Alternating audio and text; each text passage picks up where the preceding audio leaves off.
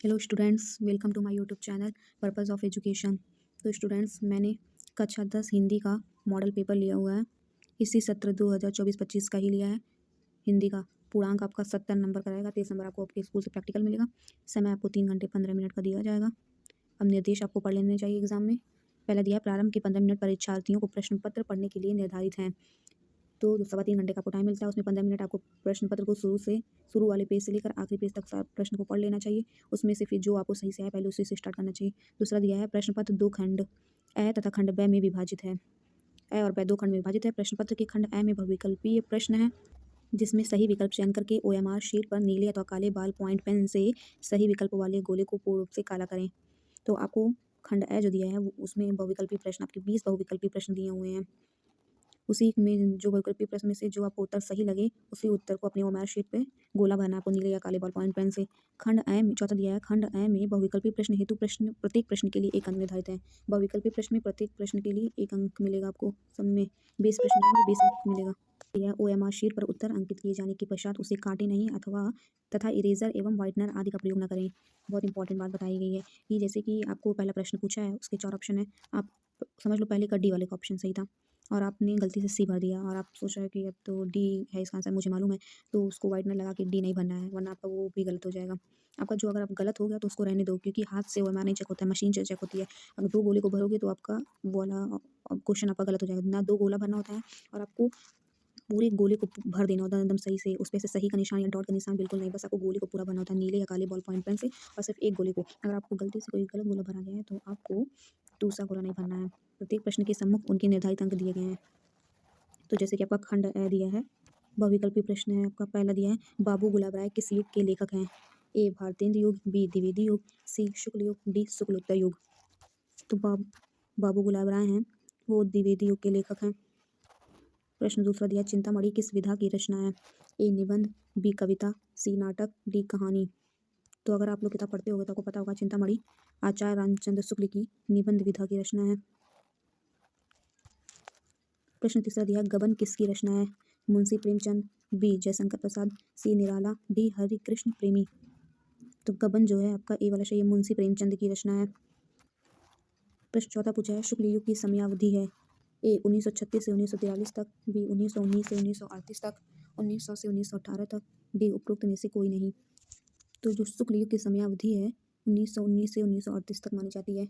B वाला option आपका सही है। पांचवा प्रश्न आपको दिया, नीड़ का निर्माण फिर किस विधा की रचना है? ए जीवनी, बी आत्मकथा, सी साक्षात्कार या भेंटवार्ता, डी रेखा चित्र। तो नीड़ का निर्माण फिर तो आपका चैप्टर भी था, महादेवी वर्मन इसकी लेखिका थी। आप लोग पढ़े होगे तो आपको पता होगा नीड़ का निर्माण फिर जो है ये आत्मकथा से लिया गया है। समझ जो दिया है। छठवां प्रश्न दिया है, परिप्रवास किस युग की रचना है? ए द्विवेदी युग, बी भारतेंद्र युग, सी प्रगतिवादी युग, डी छायावादी युग। तो परिप्रवास जो है ये आपकी द्विवेदी युग की रचना है। सातवां प्रश्न दिया है, मधुशाला किसकी रचना है? ए रामधारी सिंह दिनकर, बी हरिऔध, सी हरिवंश राय बच्चन, डी सुमित्रानंदन पंत। तो मधुशाला जो है ये आपका सी ऑप्शन सही है, हरिवंश राय बच्चन की कविता है। आठवां प्रश्न पूछा है, भारत भारती किसकी रचना है? ए सियाराम शरण गुप्त, बी मैथिली शरण गुप्त, सी जयशंकर प्रसाद, डी महादेवी वर्मा। भारत भारती जो है ये आपका बी ऑप्शन सही है, मैथिली शरण गुप्त की रचना है। अब आते हैं आपके नेक्स्ट पेज पे। क्वेश्चन नंबर 9, आधुनिक काल कब से कब तक है? ए सन 1843 से अब तक, बी 1643 से 1843 तक, सी 1918 से 1936 तक, डी 1936 से 1943 तक। तो ये आपका ए वाला ऑप्शन सही है, 1843 से अब तक। प्रश्न 10वां पूछा है, मतीराम किस युग के कवि हैं? ए आधुनिक काल, बी आदिकाल, सी भक्तिकाल, डी रीतिकाल। तो जो मतीराम है वो रीतिकाल के कवि हैं।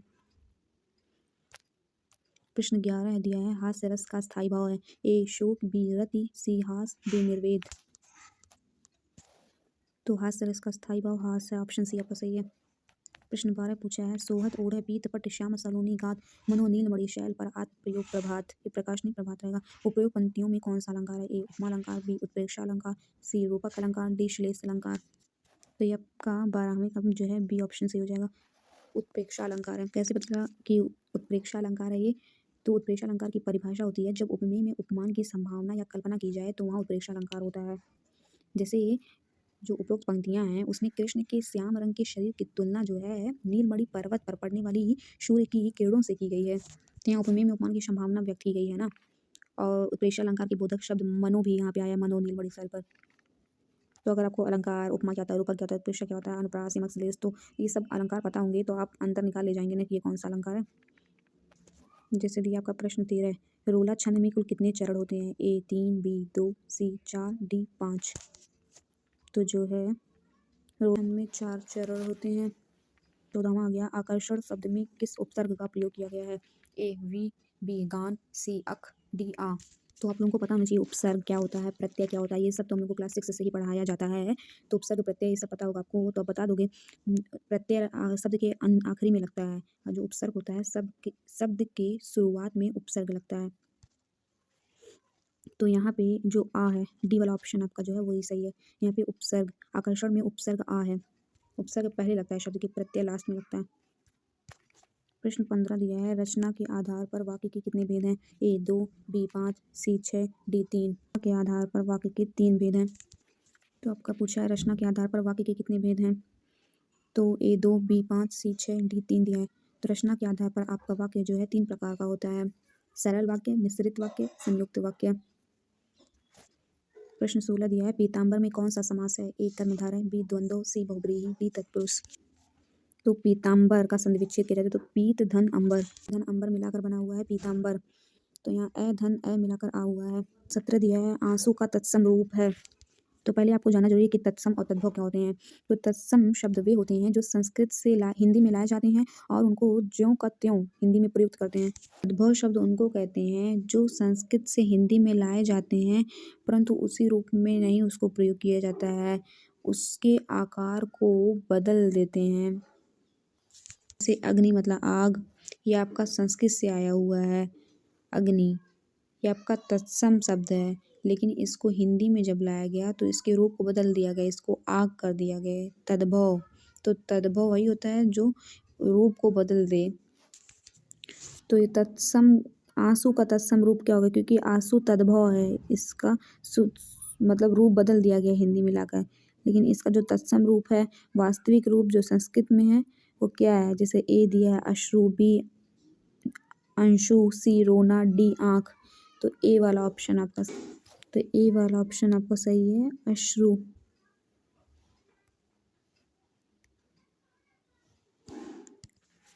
प्रश्न 18 दिया है, कर्तृवाच्य में किसकी प्रधानता होती है? ए कर्ता की प्रधानता, बी कर्म की प्रधानता, सी भाव की प्रधानता, डी इनमें से कोई नहीं।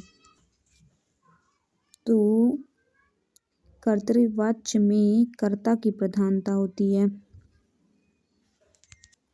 19वां पूछा है, ताभ्य शब्द में वचन एवं विभक्ति है। ए षष्ठी विभक्ति एकवचन, बी सप्तमी विभक्ति द्विवचन, सी षष्ठी विभक्ति बहुवचन, डी चतुर्थी विभक्ति बहुवचन। शब्द में आपका सप्तमी विभक्ति द्विवचन है। प्रश्न 20 आपका दिया है, निम्नलिखित में सर्वनाम है। ए मनुष्य, बी बचपन, सी वह, इनमें से कोई नहीं। तो जो आपका सर्वनाम है वो वह हो जाएगा।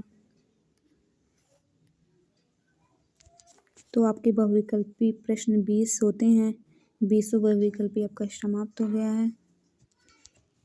अब आते हैं नेक्स्ट पेज पे। तो आपका खंड ए समाप्त हो गया, उसमें बहुविकल्पी प्रश्न थे। अभी आपका खंड ब आ गया है जिसमें वर्णनात्मक प्रश्न है। वो आपका 20 नंबर का था, ये आपका 50 नंबर का है। जिसे पूछा है प्रश्न पहला, निम्नलिखित गद्यांश पर आधारित 3 प्रश्नों का उत्तर दीजिए। तो ये आपके गद्यांश दिया हुआ है, गद्यांश दिया है जैसे अथवा में करके दिया है, एक ये। तो दोनों में से कोई एक गद्यांश जो आपको आएगा एग्जाम में आपको करना होता है और इसके लिए आपको 6 नंबर मिलते हैं। 2 गद्यांश आपको दिए रहेंगे एग्जाम में, दोनों में से जो गद्यांश आपको आएगा उसी गद्यांश को करना होगा।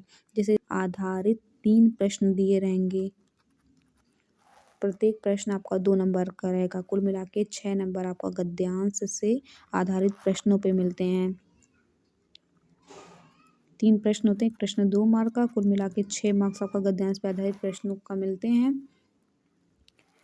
जैसे दिया यह कोई बात नहीं है कि एक स्वभाव और रुचि के लोगों में ही मित्रता होती है, मित्रता हो सकती है। समाज में विभिन्नता देखकर लोग एक दूसरे की ओर आकर्षित होते हैं। जो गुण हम में नहीं है, हम चाहते हैं कि कोई ऐसा मित्र मिले जिसमें वे गुण हो। चिंताशील मनुष्य प्रफुल्लित चित्त का साथ ढूंढता है, निर्बल बलि का, धीर उत्साही का, उच्च आकांक्षा वाला चंद्रगुप्त युक्ति और उपाय के लिए चाणक्य का मुंह ताकता था, नीति विशारद अकबर मन बहलाने के लिए बीरबल की ओर देखता था। फिर इससे आधारित प्रश्न दिया है, उपर्युक्त गद्यांश का संदर्भ लिखिए। तो संदर्भ में उत्तर डाल के आप प्रस्तुत गद्यांश हमारी पाठ्य पुस्तक हिंदी के गद्य खंड में संकलित मित्रता नामक पाठ से लिया गया है, जिसके लेखक आचार्य रामचंद्र शुक्ल हैं। तो संदर्भ में आपको किस पाठ से लिया गया है वो याद होना चाहिए और उसके लेखक कौन है, 2 चीज़ आपको पता रहेगा। फिर आप इसी तरीके से चाहे जिसका संदर्भ लिखने कहेगा आप लिख लेंगे। दूसरा दिया गद्यांश के रेखांकित अंश की व्याख्या कीजिए। यह कोई बात नहीं है कि एक स्वभाव और रुचि के लोगों में ही मित्रता हो सकती है। समाज में विभिन्नता देखकर लोग एक दूसरे की ओर आकर्षित होते हैं। तो इसका व्याख्या करना है। ये जो आपको दिया है ये आपके मतलब छोटे रूप में दिया, बट इसका अर्थ काफ़ी बड़ा होगा। तो इसको आपको जो ये कह रहा है इन रेखांकित अंशों में जो कहा गया है, इसको आपको समझना है कि ये कहना क्या चाहता है, फिर उसको अपने शब्दों में आपको बताना है, थोड़े विस्तृत रूप में। आपको विस्तृत रूप में, जैसे कि यहाँ छोटे रूप में बताया गया है और आपको इसके मतलब को विस्तृत रूप में अपने शब्दों में बताना होता है व्याख्या में। तो आप बता सकते हैं, प्रस्तुत अवतरण में आचार्य रामचंद्र शुक्ल जी कहते हैं कि मित्रता के लिए स्वभाव और समान रुचि वालों में ही परस्पर मित्रता हो सकती है। यह धारणा उचित नहीं है कि जिनका स्वभाव और एक समान हो, रुचि एक जैसा हो, कुछ भी नहीं कि वही लोग मित्र हो सकते हैं। अलग अलग स्वभाव के व्यक्ति, अलग अलग चीज़ों में रुचि रखने वाले लोग भी एक दूसरे के मित्र हो सकते हैं। भगवान तप के लिए, विपद के लिए इतना आयोजन, परम पिता की इच्छा के विरुद्ध इतना साहस, पिताजी क्या भीख न मिलेगी, क्या कोई हिंदू भूपृष्ठ पर न बचा रह जाएगा जो ब्राह्मण को 2 मुट्ठी अब अन्न दे सके, यह असंभव है। फिर दीजिए पिताजी, मैं काँप रही हूँ, इसकी चमक आंखों को अंधा बना रही है। इसमें 3 प्रश्न दिए हैं, उपर्युक्त गद्यांश का संदर्भ लिखिए। तो जैसे पहले का संदर्भ लिखे हैं वैसे इसका भी लिखना है, लेकिन हाँ ये पाठ अलग है, तो पाठ और इसके लेखक अलग हैं, तो पाठ की जगह पे लेखक की जगह पे बस वही बदलाव कर देना आपको। जैसे कि प्रस्तुत गद्यांश हमारी पाठ्य पुस्तक हिंदी के गद्य खंड में संकलित ममता नामक कहानी से उद्धृत है। इसके लेखक का नाम श्री जयशंकर प्रसाद है। वो मित्रता से लिया गया था, उसके लेखक आचार्य रामचंद्र शुक्ल थे, और ये ममता नामक पाठ से लिया गया, इसके लेखक जयशंकर प्रसाद हैं। दूसरा, गद्यांश के रेखांकित अंश का भाव स्पष्ट कीजिए। तो यही दिया कि परम पिता की इच्छा के विरुद्ध इतना साहस, पिताजी क्या भीख न मिलेगी, क्या कोई हिंदू भूपृष्ठ पर न बचा रह पाएगा। तो प्रस्तुत पद्यांश में जो नायिका हैं, ममता हैं, वो भगवान से प्रार्थना कर रही हैं कि विपत्ति के समय इतने बड़े आयोजन की आवश्यकता नहीं है। वो कह रही हैं कि परम पिता यानी जो भगवान हैं, उनकी इच्छा के विरुद्ध साहस दिखाना ये अनुचित है। नायिका को यह विश्वास है कि संसार में कोई न कोई व्यक्ति ऐसा जरूर मिल जाएगा जो विपत्ति के समय भीख दे सकेगा, विपत्ति के समय एक ब्राह्मण को अन्न दे देगा। तो तीसरा दिया, ममता द्वारा किस कार्य को ईश्वर की इच्छा के विरुद्ध बताया गया है। तो ममता द्वारा जो है बड़ा आयोजन द्वारा विपत्ति से निपटने का प्रयास नहीं करना चाहिए, ये ईश्वर की इच्छा के विरुद्ध है।